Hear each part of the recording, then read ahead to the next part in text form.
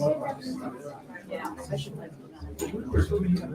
think we should speak to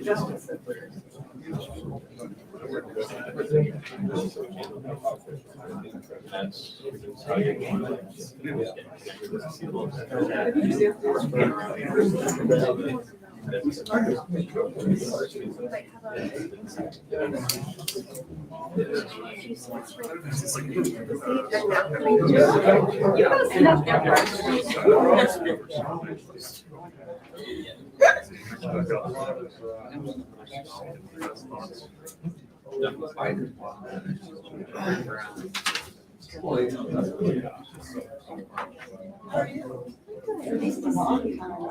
Here were you on the hill when so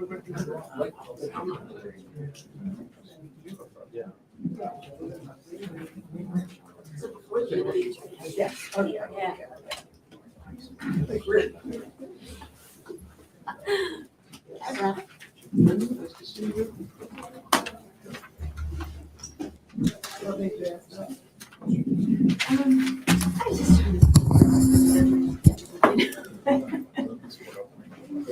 All right, well, good afternoon, everyone. I want to welcome you to this ITIF event to formally release a new ITIF report on an area that might seem a little arcane unless you're a trade lawyer in Washington, but I assure you it is far from arcane, and that is a proposal that we've made to reform what's called Section 337 of the 1930 Tariff Act, and I'll talk about that report in just a minute. Let me introduce our panelists now. Senator Mark Warner is going to be joining us. I'll introduce Senator Warner when he arrives. I'm going to go in the order that we have here.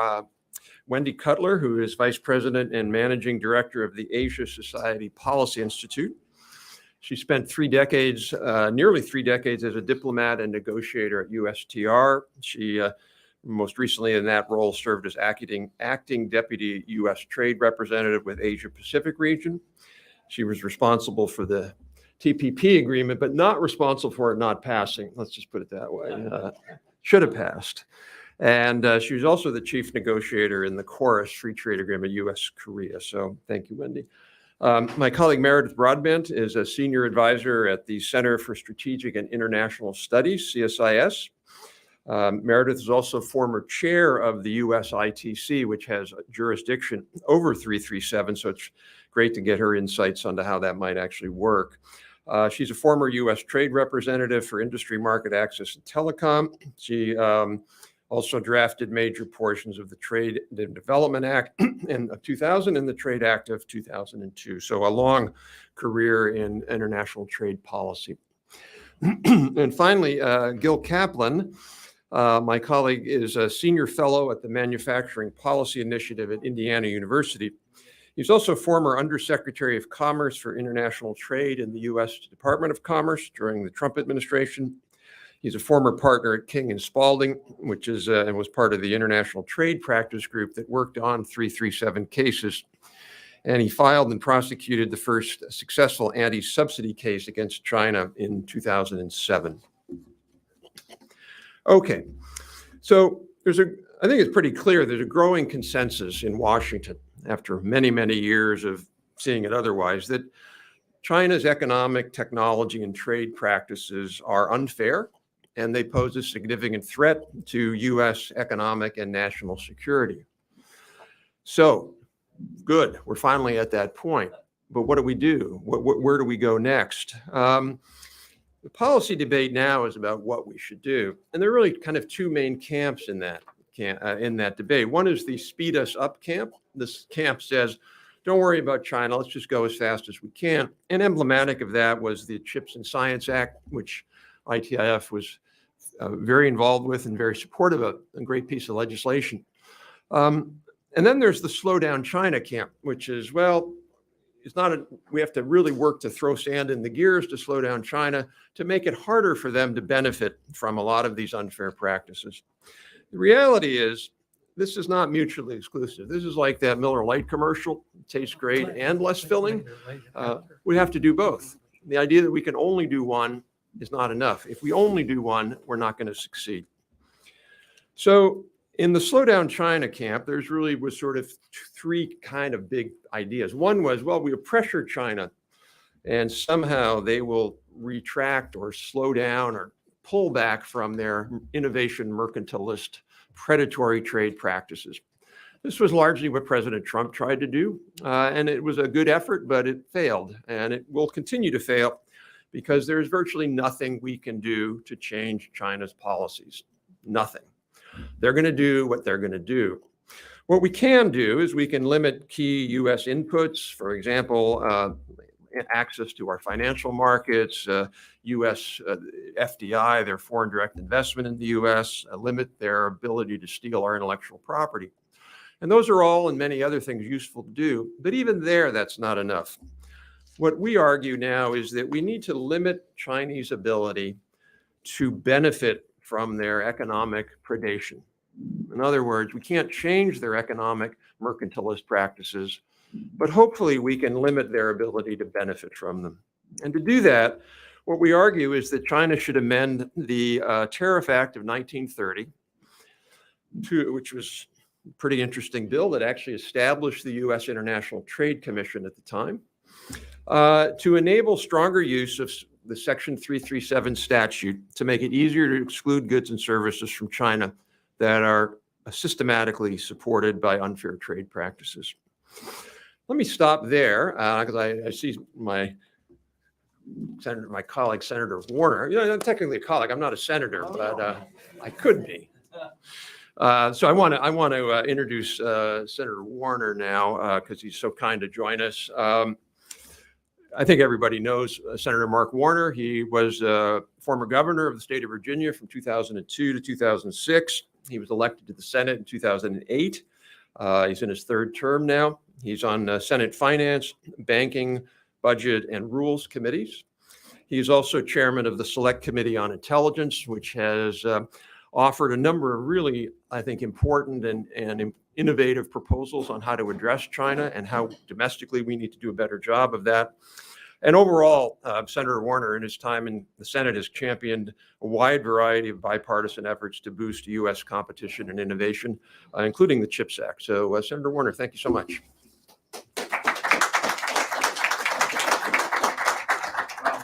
Thank you, Rob. I appreciate that very much. And Rob and I literally go back 30 plus years, maybe some close to 40. You were a rising star in the Rhode Island state government when we first started.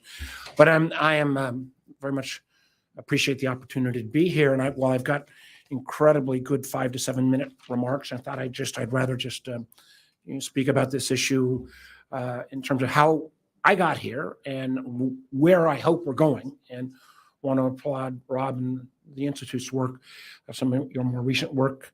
I'm not an expert on 337 versus 301, but I know that's going to be part of the discussion today. But I think this issue of how we take on the technology competition with China really is the issue of our time. And as I start, I want to make clear, because I think policymakers in particular, when they fail to make this clear at the front end, literally play in to the agenda of the CCP, that my beef, not with the Chinese people or the Chinese diaspora anywhere in the world, but it is with the Communist Party, Xi Jinping's leadership, his approach, and this kind of view that he brings to the table that this is a competition where there has to be a winner versus a loser, as opposed to how our two countries were in certain places can compete and certain places can cooperate. And let me say at the outset that I didn't start with this position. I, like many policymakers in the early 2000s, when I was governor, believed that enhanced cooperation and collaboration with China would be the right policy moving forward. I remember my universities in Virginia, many of them making collaboration with Chinese universities. I remember trying to bring trade missions as governor. The thing where this started to change was more in the 2012 to 2015 timeframe, where business leaders across the country and around the world were still looking to try to further develop this bilateral relationship. And yet I would sit in intelligence hearings, week after week, Obama administration, Trump administration, where the litany of intellectual property theft, getting close to $500 billion a year, the amount of unfair competition, the investments that China was making in technology domain after technology domain, the upscaling, and candidly, sometimes American universities being penetrated with intellectual property theft scared the heck out of me. And what was kind of the final wake-up call for me was, and my background when I was in the business sector was in the telecommunication space and the wireless space, so I knew a little bit about 5G, when suddenly, lo and behold, here was the next generation of wireless technology, and it was being dominated not by any American firm, or there wasn't even an American firm, or not even any Western firm, but not one, but literally two new Chinese firms, Huawei and ZTE, that had great products at an affordable rate, subsidized by the CCP and the Chinese government at close to $100 billion. And China was running the table in terms of dominating the next level of wireless domain.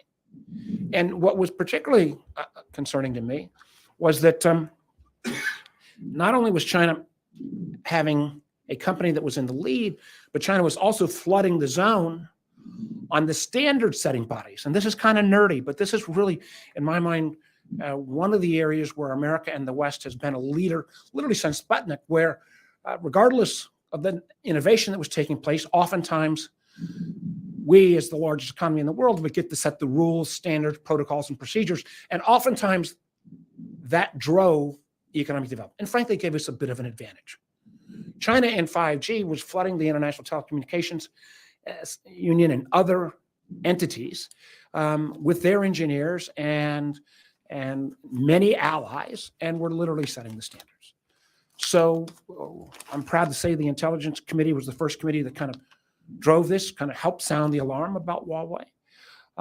We then said we would go about this in a more orderly fashion. I know originally my friend and fellow member of the Intelligence Committee, John Cornyn, was supposed to be here, and he and I have been great partners, along with Richard Burr, and we are claim we are the last fully functioning bipartisan committee in the Senate, and we have been united. We literally started what we called classified roadshows, where we did 20, now pre-pandemic and post-pandemic, I think 22 now, where we would sit with industry sector after industry sector in a classified setting and describe this challenge and threat. And the evolution of the response from industry from 2017 to 2022 has been a remarkable change, as people were somewhat skeptical at the front end, but now, particularly as we've reemerged on this post-COVID, realize there's general agreement from virtually every industry sector, including even private equity, which was a reluctant believer on the front end. And I think in many ways that generated the activity that John Cornyn and I said started with the CHIPS bill, where I won't go through all of the statistics other than a quick top lines. I mean, this is an industry where we basically made about 39% of all the semiconductors in the world in the 1990s. We're down to about 12%. We don't make any of the most advanced cutting edge semiconductors in this country that are used in our advanced military and intelligence activities. They're not all made in China by any means, but the vast majority are actually made in Taiwan, which raises its global importance also going forward. And the litany of the CHIPS bill was, as you know, $52 billion, of which $40 billion will help try to bring some of the fabrication facilities back to this country. $12 billion will go into R&D. There's another 20 to 25 billion in tax credits. We also, while it didn't get a lot of attention in the bill, there is $1.5 billion for next generation wireless beyond 5G, so-called open radio access network. That's, I think, as you're going to hear a lot more about as we try to move away from hardware stacked technology to more software based. And the implementation of the CHIPS Act, getting it right, is going to be extraordinarily important. Because my feeling is there may be other domains where we're going to have this kind of competition. And we, and I should say this, we needs to be democracies around the world. I think we need to think about this much broader than the kind of Five Eyes or NATO, or even beyond some of our traditional allies like Japan, South Korea, Australia, et cetera, but to a host of countries that are non-authoritarian around the world, who frankly see this kind of competition with the CCP, I think, in very similar ways that we do. A piece of this will be what the panel and what Rob has written about in terms of how we utilize our trade policies in a smart and efficient way, and how we potentially restrict additional Chinese products that have, frankly, unfair advantages in a host of domains. I do think that we have to have a level of sophistication on this. And for example, there are many. There are some, and this is where Senator Cornyn and I may not have full agreement, but we're trying to talk it through. They say we ought to be much more restrictive on any kind of outflow to China in terms of American products. And while at the most advanced end, I agree with that, I do worry, let me cite two examples. If we suddenly say no American-based chip company can sell even any legacy chips into Chinese firms that are frankly commodities, all we've done is replaced American firms with potentially Japanese or South Korean or other firms who won't take that action. So realizing the area where there's commodity versus the kind of intellectual property and cutting edges is, I think, one point we need to think through. I think as well, some of the questions that and we've seen this even as recently as we try to move forward on the energy transition, goals on trying to move more of the innovation back to America and friends, I support. But recognizing there is a timeline on some of this, you can't flick a switch. And I know there have been some proposals that would say, no matter where you are in the DoD supply chain, if you've got anything that comes from an unfriendly country, no matter where they are in the supply chain, without some evaluation of whether it's a commodity or not, we can't do an equivalent of what we did with Huawei, rip and replace with a whole series of television sets that may simply be at a defense contractor that may have been acquired 10 years ago. So I lay that out as a caution as we think about in a smart way, and why I want to applaud Rob and the panel for thinking through how we can use existing tools or with legislative changes to tighten up smartly. Let me just close with this, and I'll be happy to take one or two questions. And that is, we've seen this now, this debate with 5G and with chips. I think the vast majority of members of Congress, regardless of party, get it, that this is a technology competition. I think we've seen American business get it in terms of trying to bring back jobs to this country. I think the American people, broadly, regardless of partisan affiliation, want things to be made in America again. So we've got all of this aligned. What I hope to do is, and my fear is that there are so many other domains where we may have similar real-time competition. Artificial intelligence is something that a great deal of conversation is going on about. Quantum computing. What the Intelligence Committee is going to do, because we think we can convene in a bipartisan way both industry and the intel community, which does a good job of looking out, but can't really look in at what we're doing here domestically. So we've also partnered with the Secretary Raimondo on this, is what are other areas where we need to get ahead of the game? And I'd cite two. One is advanced energy. We think about how we need to move towards more efficient energy systems and, frankly, cleaner energy systems. But you can't measure your Tesla's climate evaluation if you don't weigh in the fact that the battery was made in China with coal-fired plants creating that electric battery. So how we go back on the supply chain? Could we bring back part of the solar industry, which is a relatively mature industry, which was entirely driven in America 20 years ago? And there are certain choke points. How can we think about advanced energy in terms of nuclear fusion, hydrogen, advanced batteries. There's a whole host of areas where I think we, along with non-authoritarian countries around the world, can make sure that we don't end up with where we are, frankly, in solar, or where we were headed in 5G, and potentially where we were headed in chips.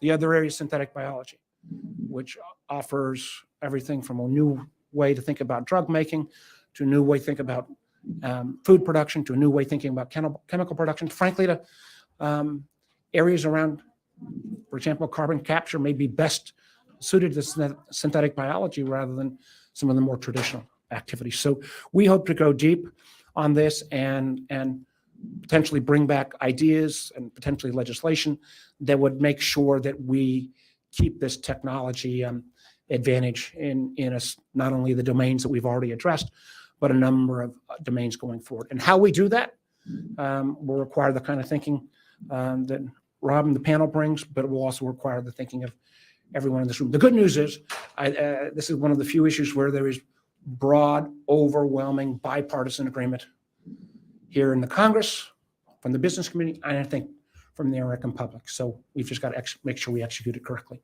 Thank you all very much. Thank you. Want to take a question or two? We may have time for maybe one or two questions, particularly from folks in the media. So right over here. Yes, ma'am. Senator, why is the Chinese GPS kind of satellite, the Beidou, Northern Star here in America, in North America? I'm not going to, one, I'm not as familiar with that Chinese entity. And two, there are, as you know, competing approaches that we have versus China has on GPS. And I'd reserve comments on that for another time. But thank you for the question. Okay. Any other questions? Okay. Thank you so much. Thank you all. Thank you very much.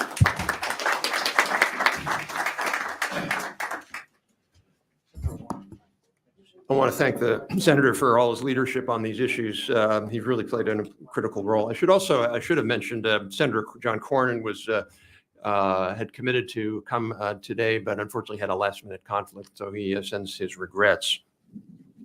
So let me get back to just quickly go through this. There's in the Trade Act of 1930, there's a thing called Section 337. And what it does is it gives the U.S. International Trade Commission the power to essentially block imports for a period of time on the basis of two factors. One is intellectual property, and the second is broader unfair trade practices. Over time, and particularly in the last 15 years or so, 337 has not lived up to its promise. It's evolved essentially into another secondary patent court. As one scholar, Linda Sun, wrote, she said, some scholars argue that the US ITC has departed from its original mission of protecting domestic industry and has become a patent validity court instead. I think that's true. It's not to say that some of those cases are important, but many of those cases are really about one US firm battling against another US firm. So that's why our view is we need to have a new approach to 337 to really beef up its original mission, which was to protect the US economy from systematically unfair trade practices from other countries. So how do we do that? There's several specific policy recommendations that we propose in here. One is to define unfair trade practices specifically in non-market, non-rule of law nations. There's really no reason to include places like Canada or Germany or Japan. That's why we have the WTO. That's why we have the North American Free Trade Agreement policies to enable these kind of disputes to be settled. The WTO doesn't work for China. It doesn't work for China for a long array of reasons, which I won't get into. So essentially what we need is a carve out for 337 for non-market, non-rule of law nations, which is China. The second thing we need to do is we need to beef up the unfair trade provisions part of 337. In the legislation, it doesn't talk about things like forced technology transfer. That's an unfair trade practice. Closed domestic markets. You look at a lot of Chinese firms, for example, the Chinese heavy construction equipment industry. companies like Zoomlion. They have three major companies in that industry. They were non-existent really 15 years ago. Now they are in the top 10 in the world. And one of their core advantages is that the Chinese policies simply say, if you're doing a big construction project in China or in Belt and Road nations, you cannot use non-Chinese construction equipment. So that is an unfair trade practice. So what Congress should do is make clear that these and related unfair trade practices are eligible for 337 investigations, but only against companies from non-market, non-rule of law economies. And this gets a little detailed, so I won't try to get too much into it, but as people who follow countervailing duties issues like GIL, and you read some of these orders, and they're like 12-inch steel pipe, less than 9 feet long. And okay, what this needs to be about is broader. These need to be an exclusion order on an entire array of products a particular company makes, not just a particular narrow product. And the reason for that is that many of these companies, just their subsidies and other advantages are so intertwined. Senator Warner mentioned Huawei, which has received over $75 billion in subsidies. It benefits from an allocated market in China where 96% of domestic 5G equipment is allocated and mandated, has to be by Chinese companies.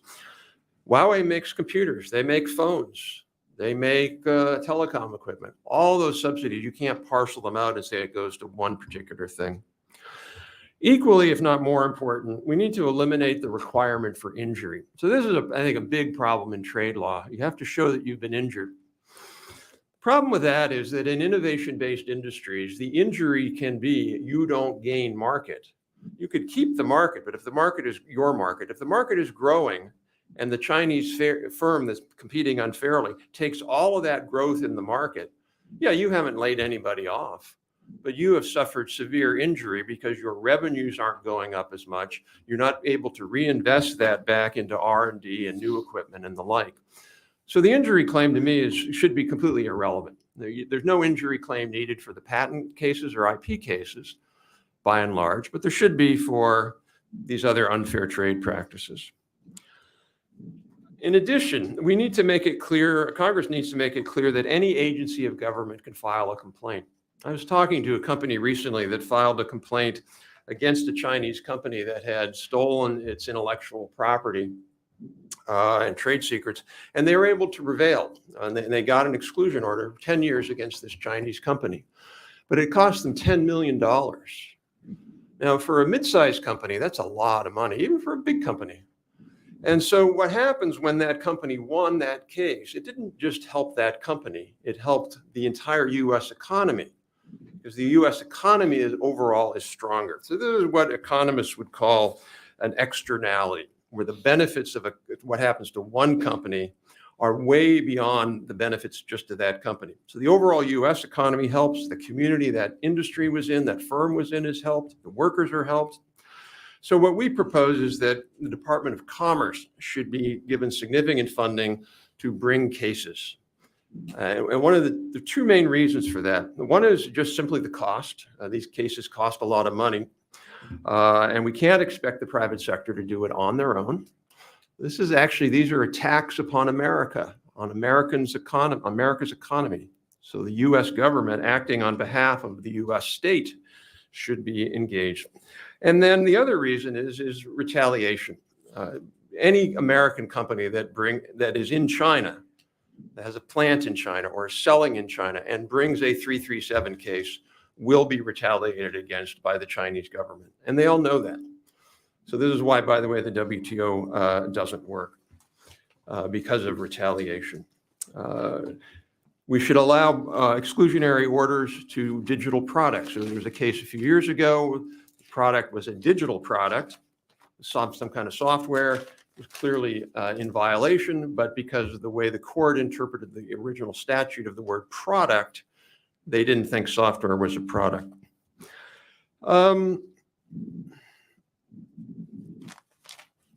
I think also we should continue to move forward with legislation that would reduce the use of the 337 for these IP cases against American firms. There's a bill in Congress, which is an important step. I think we need to go even further, but HR 5184 by Congresswoman Susan DelBene and Representatives Schweiker, Estes, and Beyer would change a number of the provisions in there, including the domestic industry standard, that would just make it a little bit harder and would move more of the cases towards really unfair practices against Chinese companies, not cases between American companies where they just like the venue rather than the district court. And finally, if we move forward with this, we need to do this in cooperation with our allies. The European Commission passed a rule last year that would push back against the advantage that Chinese companies have in the European market with regard to subsidies and other unfair provisions. So they've already established a benchmark.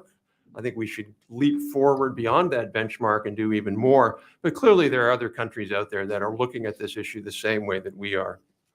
So in closing, let me just sum up by saying reforming Section 337 would not only send a clear message for free trade, it would say America is open for trade with other countries, particularly China, if it's unsubsidized and fair.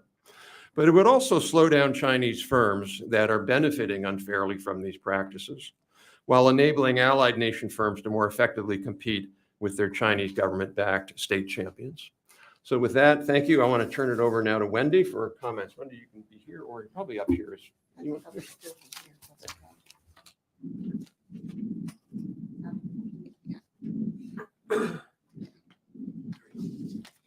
Well, thank you very much. And Rob, thanks for reuniting me with two old colleagues. Not old, but I've known them for a long time, both Gil and Meredith. What? Two young colleagues. And I feel much better because Gil knows the anti-dumping and countervail inside and out, and Meredith knows everything the ITC does. And in fact, coming from USTR, we didn't spend a lot of time on 337. So I had to read your report carefully and then actually look at the law and other sources to learn more about Section 337. You said some of this is arcane. I found it riveting, which I think just shows I'm a total trade nerd, but we can discuss that later. I couldn't agree more with the premise of your paper. And that is, look, we're not going to achieve negotiated solutions with China on their practices. And so therefore, we need to look elsewhere.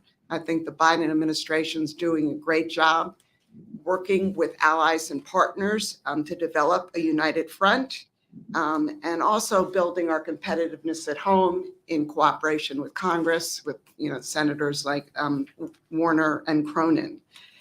They've also talked a good game, I would say, about strengthening our tools and coming up with new tools to get at Chinese unfair trade practices.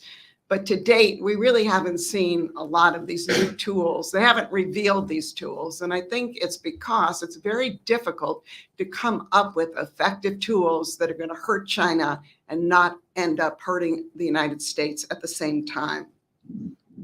I also agree that the Chinese practices have become complex, elusive, and sophisticated, and that U.S. trade law just hasn't kept up with the realities of the scope, magnitude, and complexities, but also the synergies of these practices as well.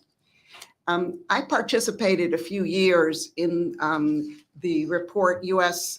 Foreign Policy for the Middle Class, which was co-authored by a number of senior Biden officials in the administration right now.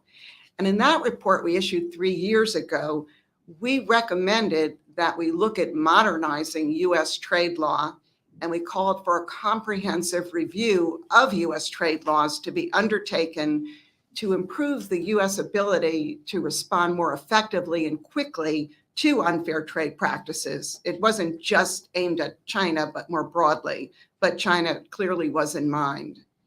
So when you look at what, when I think of the number of issues that you raised about 337 and areas that can be improved and looked at, I think there are commonalities with other trade laws as well. In fact, when people talk about Section 301 and they talk about anti-dumping, countervail, 232, a number of the issues, including standing, who can bring these cases to the appropriate agency, the need to expedite the investigations. They all take a long time, and sometimes by once the penalties are actually implemented or the remedies are implemented, the industry is no longer strong or sometimes even in business. Relaxing the injury standard has been something that has been advocated by many folks with respect to a number of trade laws, and strengthening the penalties and frankly looking beyond tariffs. And finally, providing more US government resources to allow us to build better cases and facilitate investigations.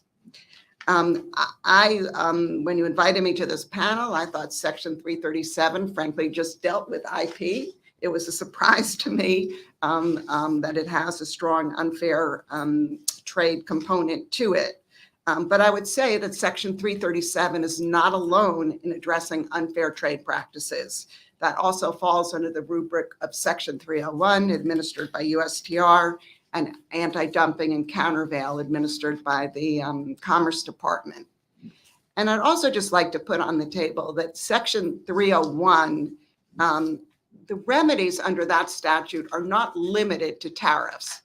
Tariffs have been used to implement Section 301, but broader authority has been given to USTR, particularly in the services and investment areas, to take action against the offending party.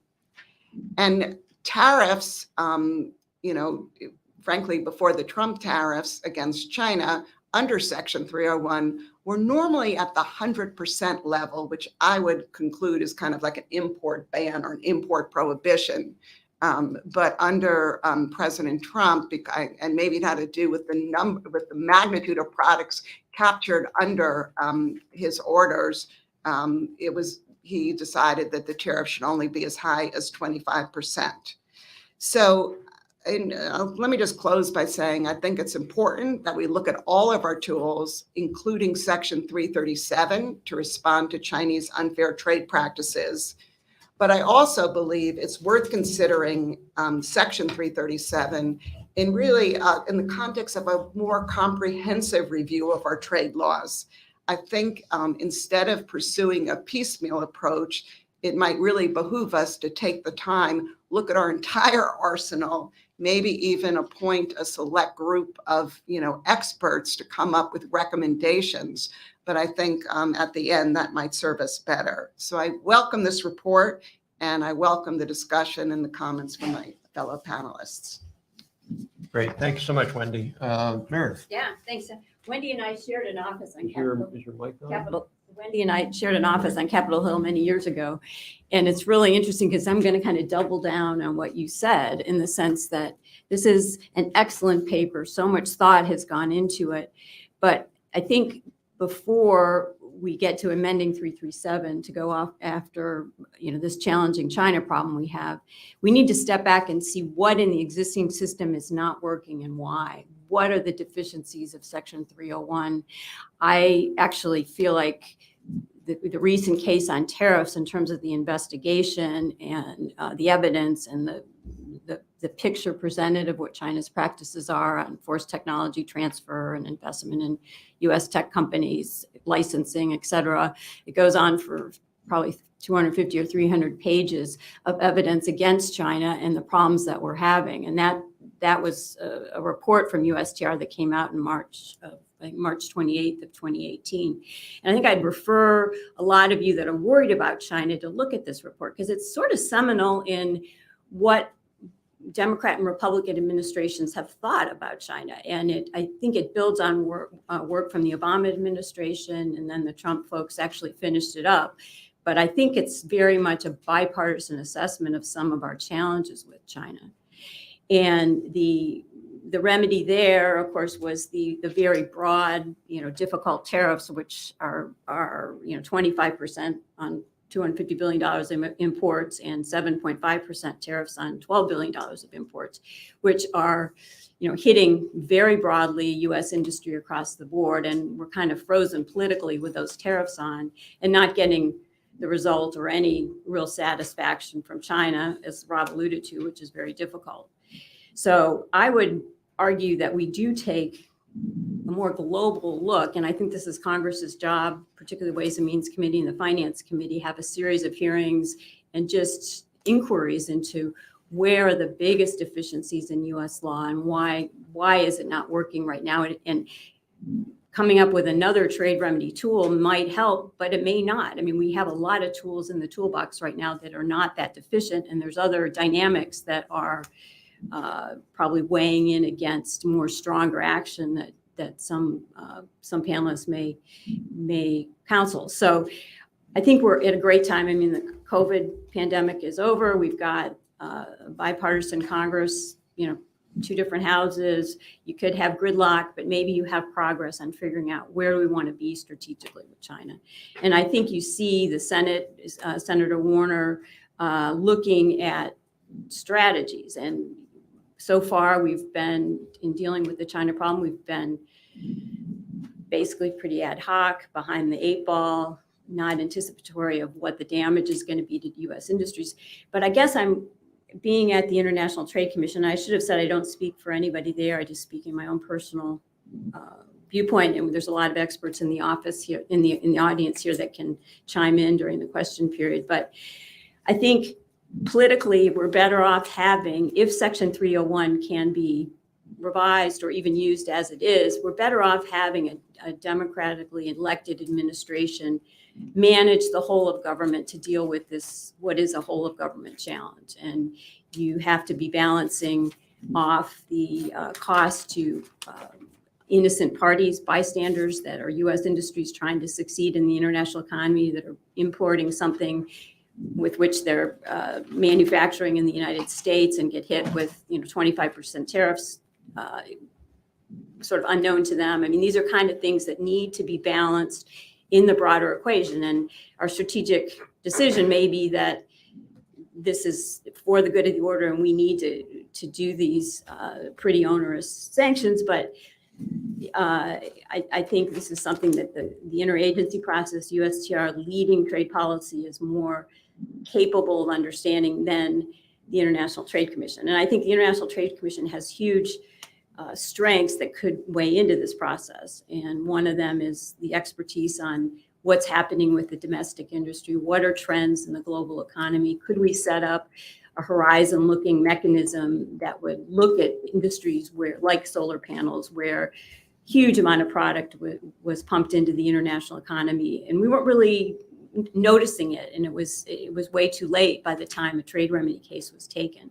So I do think a looking ahead horizon scanning mechanism might be a place that ITC would be strong in contributing to the process. But I think 6 commissioners, we don't even have a full complement of commissioners there. There's more Democrats than Republicans now, trying to decide, what case they're going to take against our biggest, strategic partner in the world. I mean, strategic competitor in the world.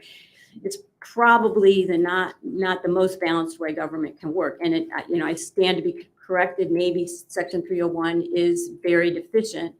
I just think we need to look at our existing tools and tune them up and have more of a coherent whole of government approach to some of these very serious problems that we have with China. Okay. Thank you. Gil. Thank you, Rob, and thank you, our prior speakers who did such a great job. I'll follow. As a trade lawyer, I've been a number of different things. I've been a trade lawyer. I've been a trade administrator at Commerce on 2 different occasions. I think we start with the proposition that we have not come up with a solution on non-market economies of the size and scope of China, and we need to think of new approaches. Just to summarize something that was in the paper that Rob wrote, it's important to note that China has gone way beyond subsidies in the way they assist their industry, including used forced technology transfer, IP theft, very large subsidies, and massive capacity buildup, currency manipulation, and closed home markets. There is no trade remedy in the United States that can look at this and do anything.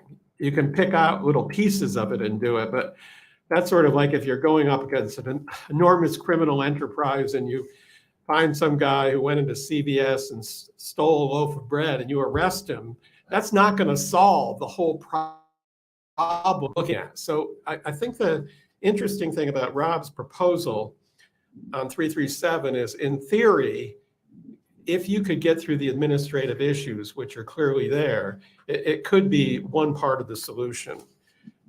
We in the United States, we've worked on non-market economy trade issues for years, and I wrote these down, and I was amazed to find that I'd worked on all of them. The dumping law in 1988, the 1988 Trade Act, we put in the factors of production approach. I won't get into it, but it's basically you look at the costs, you look at the inputs in China and cost them in a market economy to find out if they're dumping or not. Then in 2007, as Rob mentioned, I filed the first successful anti-subsidy or CVD case against China, and that was on carbon steel pipe, which Rob always uses as an example of how it doesn't work. Then we've had Section 301, particularly the IP issues within, within the NME problem. Then when I was at Commerce recently, we put in effect an amendment on currency manipulation. For years, we've tried to deal with currency manipulation. Now there is an amendment and a part of the regulations, it wasn't a statutory amendment, which says that the Department of Commerce can countervail currency manipulation, which I think is an enormous change. We've tried negotiations in the Trump administration. I would describe that as a managed trade solution, kind of like what we did with Japan and semiconductors in the 80s. What I think, at least I was thinking about in terms of the Trump 301 was, we're not going to be able to change China, but I maybe have time to get back to that issue. But we can manage trade. In other words, we wanted to say what they could trade here and what we would trade there. So it would be an agreement, in effect. That I think we could do and is worth looking at. And then finally, there's been talk about changing the WTO to deal with China and NMEs. And I looked at this in the last few days. I may have missed something, but I have seen no proposals as to how to deal with this. I have seen people say we need to deal with it, very eminent people, but I've seen nothing that gets us anywhere. So what's the problem with CVD? It is narrow product coverage. You can cover a pipe of 12 feet, but if the next pipe that comes in is 13 feet, you're probably not going to be covered for a lot of complicated reasons. But it's a narrow set of what's called like products.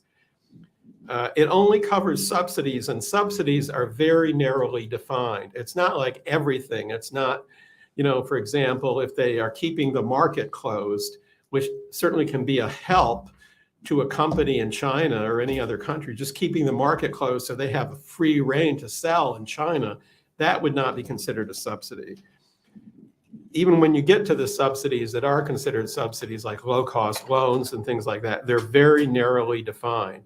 You have to have a financial contribution, and many of these subsidies are not financial contributions under the definitions. You have to have a benefit to the recipient, and it has to be specific. It can't be to the whole economy.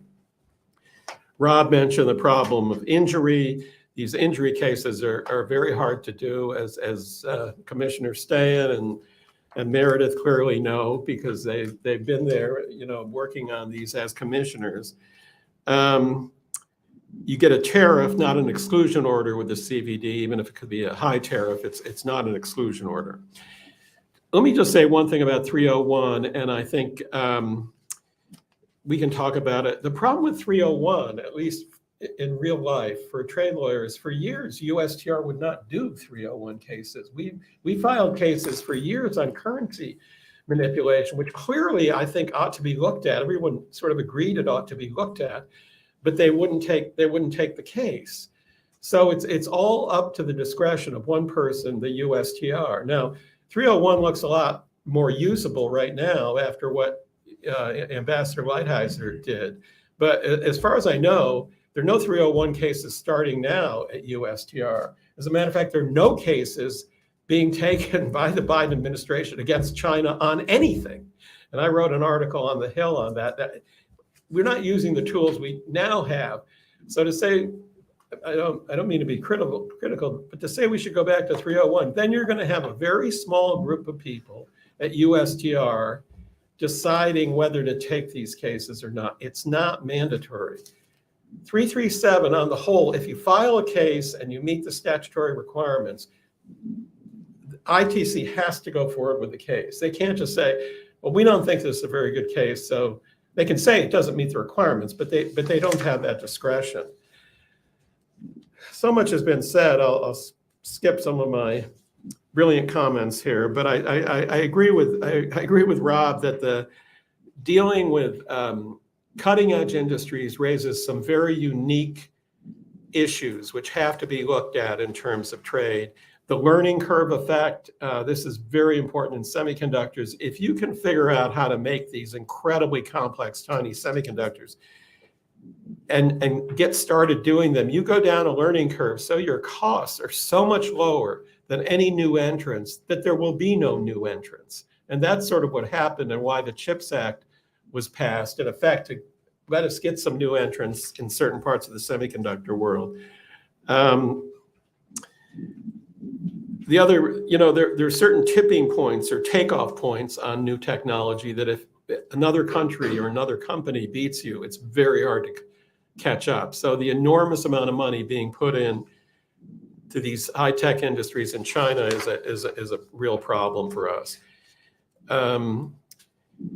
Two advantages of 337, if we want to use it, is it's already clear under Section 337 you can have a general exclusion order. In other words, it's not just against one company, it's against all the products coming in from a certain country that use the technology at issue. It's a complicated point, but it's not narrowly drawn to one company. It covers a whole range of imports coming in from a country. And secondly, there's clear ability to do discovery under Section 337. You cannot do discovery under 301. You can do sort of something similar under the CVD law, but you can't send a subpoena to somebody. You can't. I went to Taiwan to do depositions of Chinese companies who came down to Taiwan in a large case we had done on semiconductor products, because they knew that if they didn't participate in these depositions, the commission could make adverse inferences against them. And it's a very powerful tool. I think we could rewrite 337. It would not be that difficult to do, looking at it as a trade lawyer.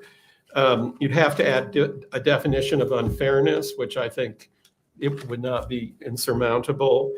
You'd have to give the authority to the ITC to issue cease and desist orders against digital products and services. You'd have to add a provision that the exclusion order and cease and desist order could be against a very wide class of respondents, like a general exclusion order. You'd have to add definitions of what an NME is, non-market economy, if we're talking about a product, a case, or a statute that only applies to NMEs. You'd have to define that, which is already done in the anti-dumping law. And what's more difficult is, Rob talks about non-rule of law countries. That's a very interesting area to get into to figure out how to define that.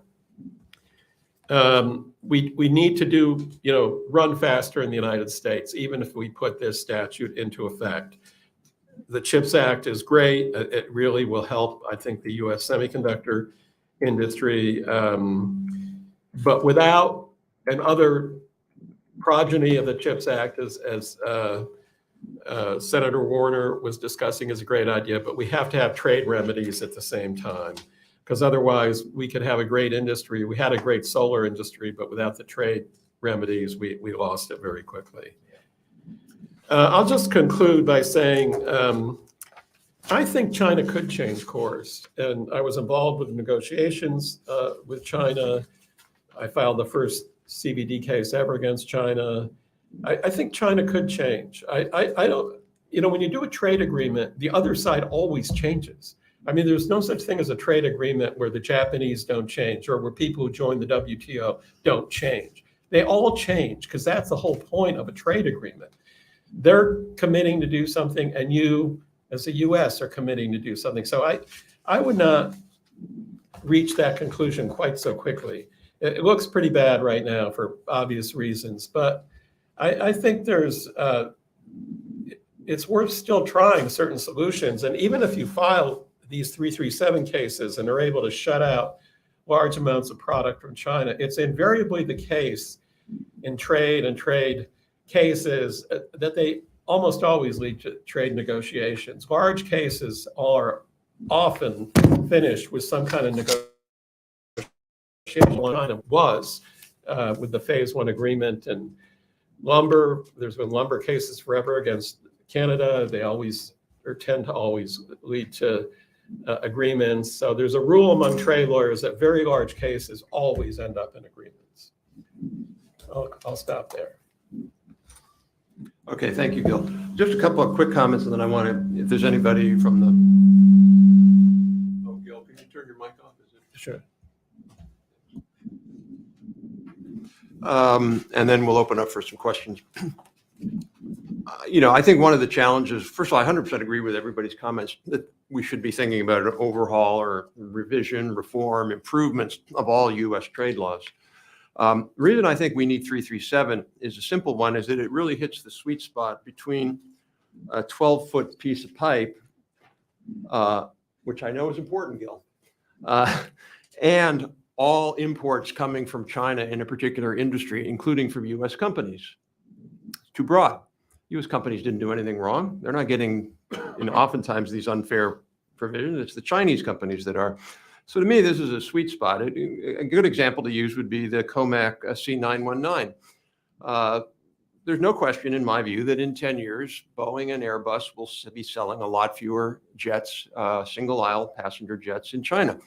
And the only reason to do that'll happen is because China has massively subsidized a state-owned aerospace company that never should have existed. It never should have existed. It wouldn't have made any economic sense for the Chinese to do that. So they've massively subsidized it. They've told all of their state-owned airline companies, like Air China and others, you have to buy these COMAC planes. Why is that anywhere near a legitimate company with a legitimate product? So to me, that would be a great place for a 337 case to say, hey, Delta, United, American, Southwest, 10 or 20 years from now, you can't buy COMAC because it's not a legitimate product. So I think that's, to me, the advantage is it gives you the sort of sweet spot, not to sweep in a lot of other, there are legitimate Chinese companies. I don't want to deny that either, that are competing fairly, and we shouldn't be excluding them either. And the last point is Gil's point, which is, I think one of the key things in doing anything on trade is we have to do it in a way that maintains our rule of law. And there's a risk of going sort of through with 301 where it's sort of capricious. At least with this case, as Gil, you noted, the Chinese companies can present their own defense. In fact, if you go and look at the MIIT Ministry of Industry and International Ministry of Industry and Information Technology. If you go and look at their website, and I cited in here, they actually list a bunch of trade law firms in Washington that they recommend that their firms use to win 337 cases. So they have every right in the world to come and buy the best lawyers in Washington, and they have every right to bring their case. And if they lose, they've lost legitimately. And to me, that's another advantage of this. It gives us a little bit more credibility. But any other comments folks want to make before we turn it over? I just had one question in terms of defining, if you amend 337 as if you're amending 337 as you propose, Rob, is there a definition of what the unfair trade practice is? I mean, have you given that some thought? So I use the, I obviously had to go through this quite quickly, but I use there's an act Congress passed, I think, 2 years ago on forced labor, Uyghur forced labor, and they used a rebuttable presumption notion there. And I think that's a good legal principle where your standard doesn't have to be quite as high. But there should be some, and I agree with Gil, there can be, like, for example, the OEC defines what is a fair export subsidy and what is not, export financing and what is not. So countries are allowed to use export financing. We use the Exim Bank, Europe has their own. And so they've defined that. And you're supposed to stay within that, the sort of the percentage of financing. China is 10 times more, 10 times more. So there would be kind of a clear case. If you're 2 times more, maybe you're okay, but above that, you're off. There could be the same kind of thing with subsidies as a share of sales. I use this in the paper. Even with our semiconductor subsidies, we're not going to be anywhere near the level of subsidies as a share of revenue that the Chinese companies have. So I don't think it can be a clear, black and white measure, but it could be, give some leeway. I think it could be quite close. Same thing with domestic markets. Certainly IP theft is clear as well. Can I just ask about retaliation? Because that's a real concern in the China world, and China has a track record of retaliating, proportionally retaliating, like they did under the Section 301 under the Trump administration. But what you're talking about, this, if you're talking about the kind of the injury, the value of the action, right? Let's just say keeping out Comax from the market, that would be a big price tag. And if the Chinese were to counter retaliate, they probably wouldn't do it in that sector, but in other sectors. So like, how do we work through that? Yeah, so Wendy, that's a great point. I think there's really only sort of 2 fundamental things you can say. Well, you can just say, well, they're going to retaliate a little bit like the mafia. You don't want to mess with the mafia. You're going to get retaliated against. They're going to retaliate. So the question then is, why don't we just give up? The pain is too great.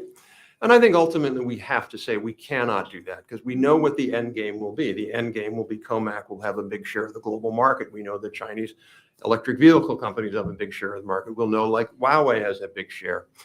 I think what we have to do, and this is a critical point that I couldn't touch on too much, we have to do this with our allies because at some point they can only retaliate so much if their opponents, if you will, are weakened. And that's why I was so heartened by the new EU law on subsidies. I've talked to some EU members of parliament who seem kind of interested in this. I think the Japanese would be interested. So ideally, this would be something that the Biden administration or a follow-on administration in 25 would say, yeah, let's see if we can get a bunch of our allies to agree to some kind of similar thing. So I agree that that's the risk. But I think if we get a few core allies involved, then retaliation risks go down significantly. Pat. Yeah. There's a mic back there. Yeah, in the back of the room. If anybody has questions, you can line up behind it. My name is Pat Malloy. I'm a trade lawyer, but I've been in government and I've been on the China Commission for a number of years. And I appreciate very much this panel and all you're doing and the need for a review of our trade laws. You will all have talked about forced technology transfers as being that the Chinese use that to get our companies to transfer technology and R&D and other things to them. When I first went to China in '81, I saw a poverty-stricken country. I've been there many times, including when I was on the China Commission for 10 years. And what I saw, our corporations were focused on enriching shareholders. That was what they said their responsibility was on the Business Roundtable website. So the Chinese would say, if you want to be a friend of China and do better here, you should transfer technology or put an R&D lab and other things here. And the American companies were enticed to do that. Now, there's something in the Congress right now that has passed the House called the Casey-Cornin provision, which is in the House China bill. It's not in the Senate China bill, but they're in conference still on this bill. The administration strongly supports the Casey-Cornin provision and says it may have to do it by executive order if Congress doesn't get that provision passed. Where does this panel think about the Casey-Cornin provision, which would say to our companies, we can review some of the things that you're putting into China and maybe prohibit it? So that's a very important provision of law, and I just want to see what this panel thinks of that kind of provision. Thank you very much for letting me put that question to you. Well, I would just say quickly, if you look at the very first company that transferred technology in China to Huawei, it was on a long report I wrote about it called Who Lost Lucent? But why don't we have a telecom industry? The very first company was Bell Belgium. They were the ones that sort of broke ranks. No, Lucid didn't want to do it. Nortel didn't want to do it, but Bell Belgium was weak and they weak economically. They said, sure, we'll do a deal because then we'll get some market share. And once they did that, then you had Siemens do it, you had Lucid do it, you had, so Pat, this is not just American companies. This is everybody who does this because they have a gun to their head. They're told you either do this or you don't get access to the market, which is why I'm more sympathetic to Senator Warner's point. If we do this unilaterally, I just think the result will be American companies will be shut out. I think we have to do this with Japanese, our allies, Koreans and Europeans. Other comments there? I haven't looked at that act for a while, so I don't want to specifically say whether. I'm not exactly sure about that act, all the provisions in that act. I haven't looked at that for a while, but I totally support having a review mechanism on investments or capital flows from the United States to China. I think we absolutely have to do that. Thank you. Thank you very much. I have a question. John, also from the U.S.-China Commission. My question is on the horizon scanning mechanism that Meredith, I think you brought up. Where in government currently do you think would be best suited for such a capacity to actually look at where Chinese subsidies might be coming down? And should there be consequences that stem from analyses based on that horizon scanning?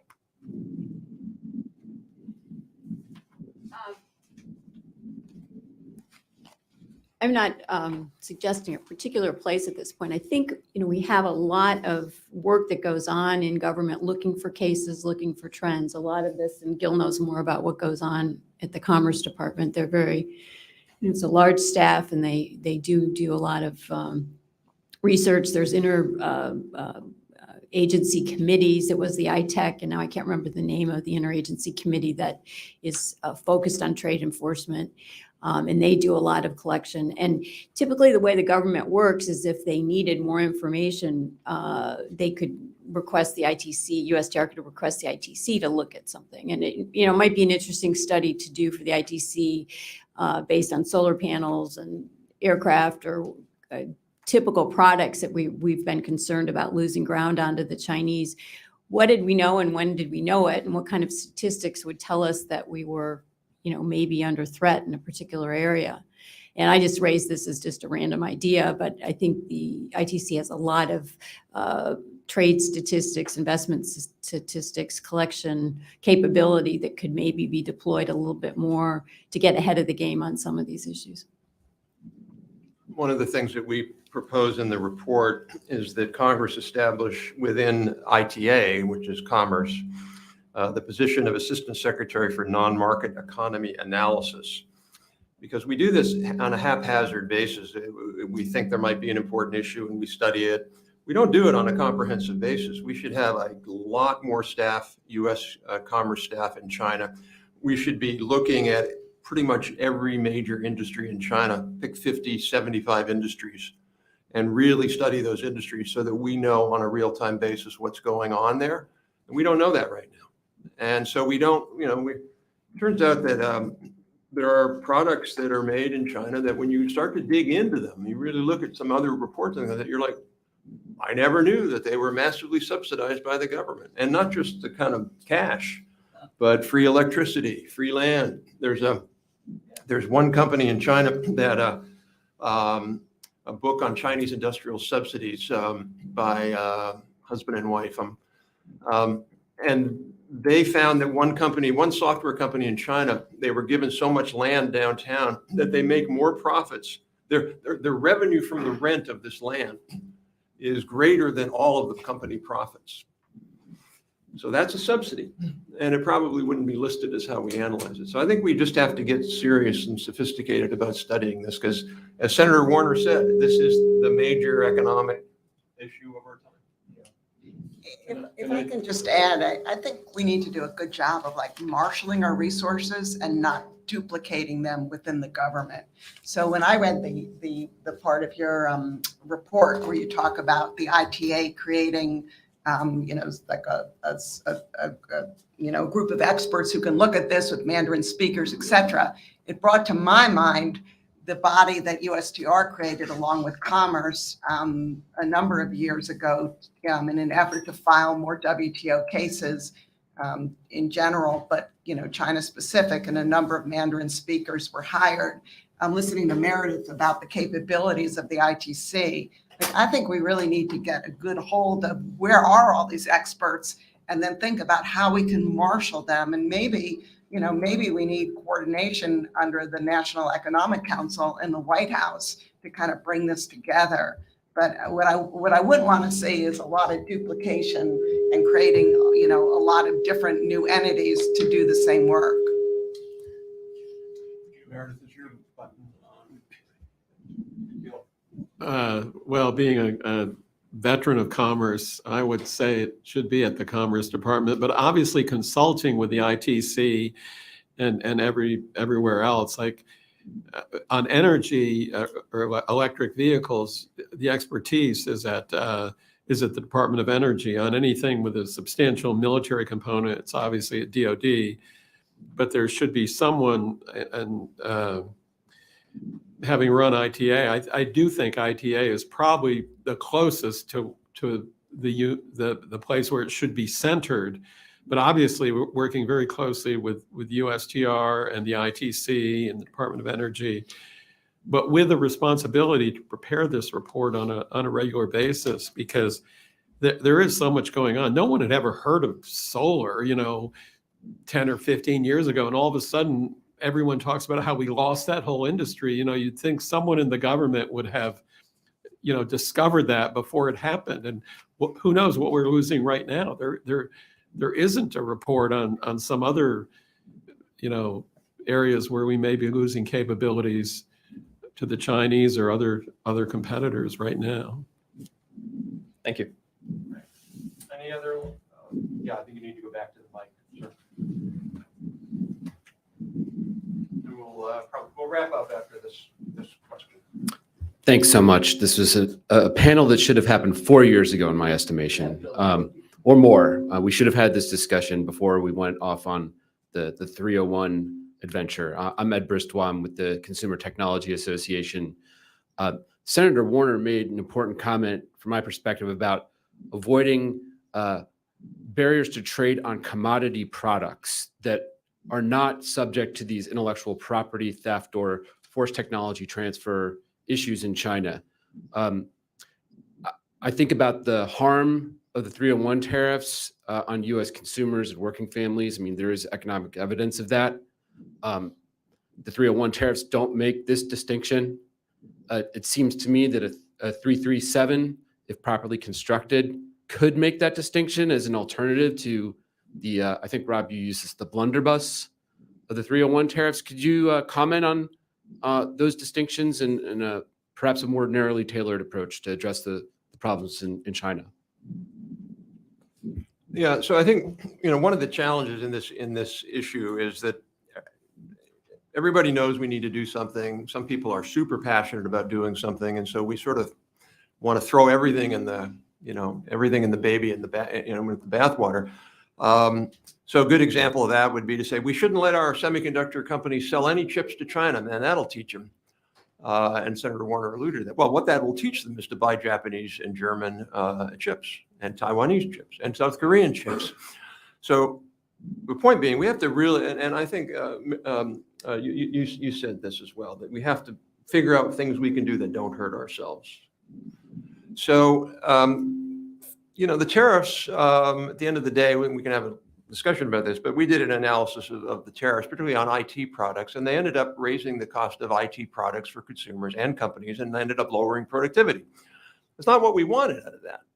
And so I couldn't agree more. And the other problem with the tariffs is that, although some people like that idea, is that we made it harder for American companies. And at the end of the day, I think we should make it harder for Chinese companies and not American companies. So that's why, I keep going. I go back to this. I think we need a powerful tool, but not one that shoots grape shot everywhere. One that puts it exactly where we need to do to send these Chinese companies and the government a message that you're just not going to be able to benefit from this thing. At least in a lot of markets, those markets will be closed to you if you go down that path. So 100% agree. Yeah, and I like your idea of a more strategically Tariffs. I like your idea of more strategically applied tariffs and kind of assessing what is of real value to us rather than hitting the waterfront. And my view on 301 is there is some authority there to adjust things and pick particular tariffs for particular reason. And I think it's a valid thing that USTR needs to keep considering as they go forward as implementing the 301 retaliation they have in effect now. All right, well, great. Well, thank you so much. We really appreciate your attention and your questions, and I want to thank three great panels. Thank you for joining us, and the report and the video will be on the ITIF website, itif.org. So thank you.